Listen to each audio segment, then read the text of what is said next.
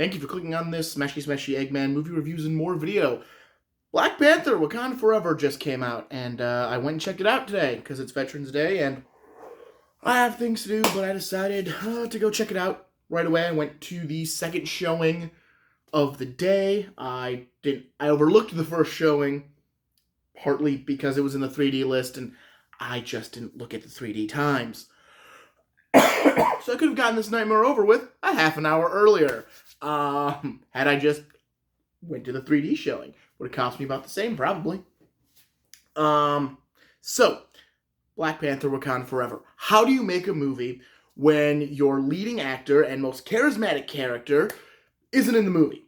And can't be in the movie. What do you do? Well, this is what you do. You take all of the B and secondary characters who you really haven't done a lot with, outside of the first Black Panther movie and maybe an appearance in the Avengers Infinity War and Endgame. You take those B characters and you try to build the movie around them. Yeah, it is 2 hours and 40 minutes, and I feel like it is 40 minutes too long.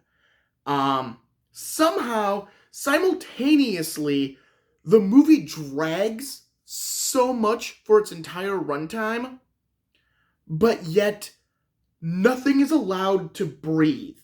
Characters are introduced, and they're supposed to be important, but they only get like 2 or 3 scenes, so they're not important. But yet, the movie is incredibly boring because it just didn't pick one plot, one concept, and just let it go. It's trying to build too much.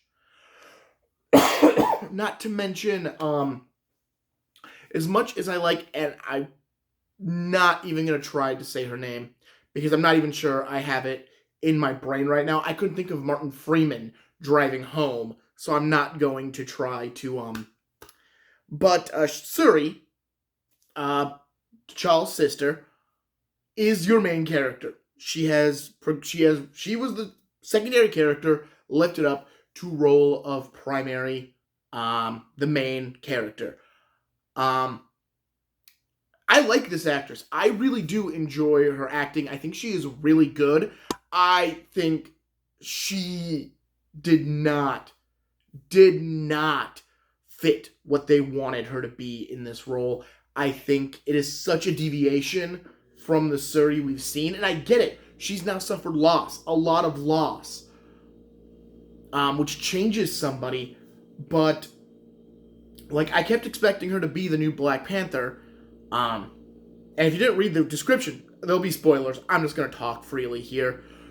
I kept expecting her to be the new Black Panther when they finally get to it, because again, you need to establish a Black Panther for this to be a but it takes so long.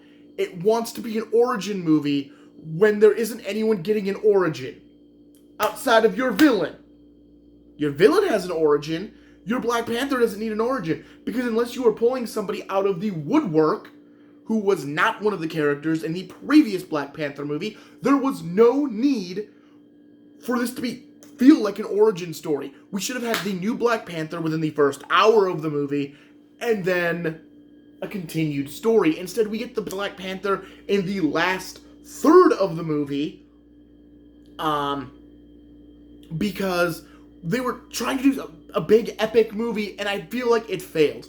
I feel like this fails as a big epic movie because it's not interesting enough. It doesn't hold the attention of its audience for its runtime. But yeah, she does. She's the new Black Panther. There's not even a discussion if she should be or not. She's just it. Which is fine. But again, it takes so freaking long to get there that it's, it's ridiculous. Ridiculous. And then there are members of the, and then even some of the other characters, like, I can't think of the character's name now. I know Everett Ross, Martin Freeman's character. He was completely unnecessary in this movie. He could have existed in one scene and been done. He could have been a voice And there was no need for him to have a plot line in this movie. Because the plot line made no sense. Also, the plot line had no resolve. Because it's setting up for something else. But you don't stick a plot line in this movie and not even get to some level of resolve. The plot line is that the U.S. is considering going to war with Wakanda. But you get nothing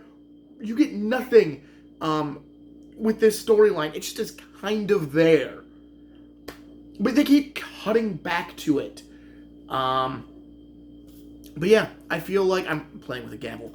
I feel like this movie wanted to do a lot, and it did none of it correctly. It introduces the character of Ironheart, which she has a lot of screen time, but she doesn't do anything. So that's kind of lame. Like, I know nothing more about this person than I did before I walked into this movie, other than she's really smart. She's really, really smart. That's it. That's all I know. I know she's really smart. I know nothing else about this character because, again, they didn't give things time to breathe. They just did them. Namor is fine, I guess. It's kind of weird because I know he's a hero. Like, in the comics, I know Namor is an Avenger.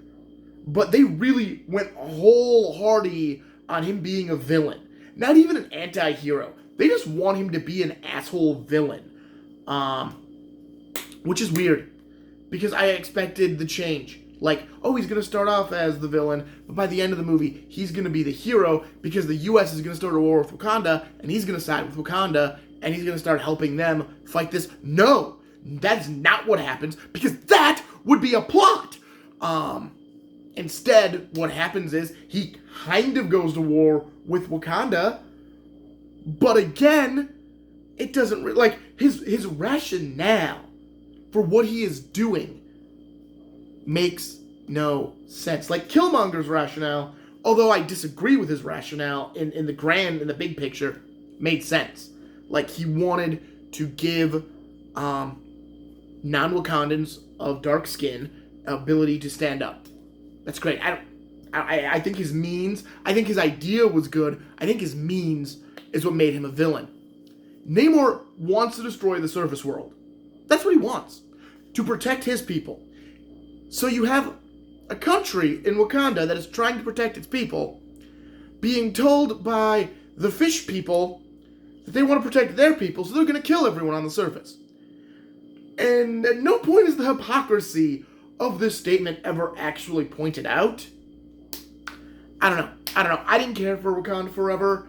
I thought it was long. It was boring. And anytime it got interesting, it didn't last long enough for it to matter. I don't recommend going to see this movie in theaters. Wait for it to come out on Disney+. That is my recommendation.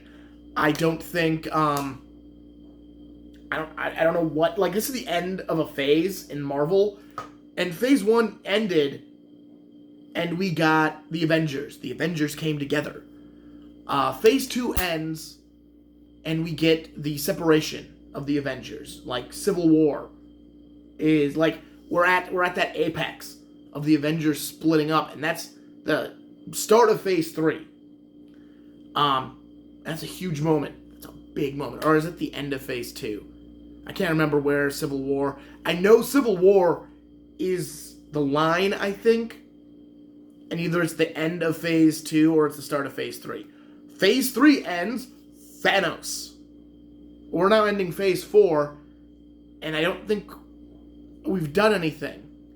Because this has been a rebuilding phase. Which is cool. But this is the end of it. And we haven't done anything. Like... we did nothing. We've done nothing. We've done nothing with this phase. We got a bunch of decent TV, which as far as I know hasn't built to anything yet. We got, what, a prequel in Black Widow. We got Shang-Chi, which is introducing a new hero, but again, we're not building to anything. We got Spider-Man, which is the best movie of the phase. Um, it was really good. We got Eternals, which is garbage. Doctor Strange, which is fine. Thor: Love and Thunder, which was, again, we didn't build to anything. We just did stuff. We just spent an entire phase doing stuff. But we didn't amount to anything. You're literally trying to build nothing. Like, I don't care. Like, why am I watching more Marvel? Because they just spent an entire phase not doing anything. Where everything just basically feels like it's at a disconnect. Because although Wakanda is, there, like, you don't even get cameos. Like, I'm not saying we need, Spider-Man, No Way Home. They have a funeral for T'Challa in this movie that is attended by absolutely 0 people he helped save the universe with. Tony Stark died, and every hero in the universe was there, attending his funeral. T'Challa dies, and apparently none of them can make time for it. Like, they don't have to say any lines, but they should have had a shot of them there. Like, it's called continuity. If you have heroes, then these heroes aren't living in bubbles. And that's what they want. They want all their heroes to live in bubbles until they need those bubbles broken and they're brought together. Problem. That's not how a universe works. I think that's it. Like, I would have been fine with not another hero showing up for the entire run of this movie. It's fine. It works as a bubble, like, conflict. Except, again, you have a funeral for one of the people who helped save the universe. Who helped stop Thanos. And not a single hero attends. Ant-Man's not there. Doctor Strange wasn't there. Spider-Man shouldn't be there because no one knows who he is. But yeah, nobody's there. It is one of those things. Like, I'll accept those who are off in space wouldn't have attended. Thor wouldn't have been there. Though Valkyrie probably should have been there. Depending on where this... And it depends on when this movie actually takes place in a timeline. Because it jumps a year into the future from when T'Challa dies.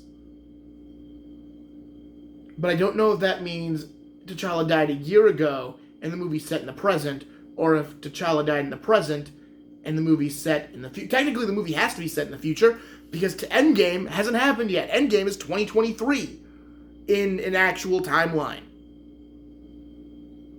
But I don't know where, like, Thor falls into this, or Doctor Strange, the multiverse. Like, I don't know where these things fall into there. And, like, even the blip itself is brought up once. Like, this major event is never spoken of. This is the way it is. I'm very frustrated with this movie. I didn't care for it. Again, it was long. It was so long. And some of the CG was really bad. Like in Wakanda, some of that CG was real bad. It was real noticeable. Like the first one I didn't have that problem with. The first one looked real good. It doesn't look bad. It was bad. I don't recommend it. Is it the worst Marvel movie? No. No. It's long and boring. That's like that's the biggest problem it has. It's long and boring. But it's not the worst. I'd still watch this over the Eternals. But yeah, so there's my review of Black Panther. Wakanda Forever. Yeah. I'm gonna go see Quantumanium because I like Ant-Man. I have no expectations, but I like Ant-Man. I've liked the 2 Ant-Man movies. I liked him in Endgame. I will go see an Ant-Man movie. Strictly because it's an Ant-Man movie. But yeah. I'm not a fan of Wakanda Forever. Alright. Like, comment, subscribe, you know all that stuff. I will talk to you later. Have a good one.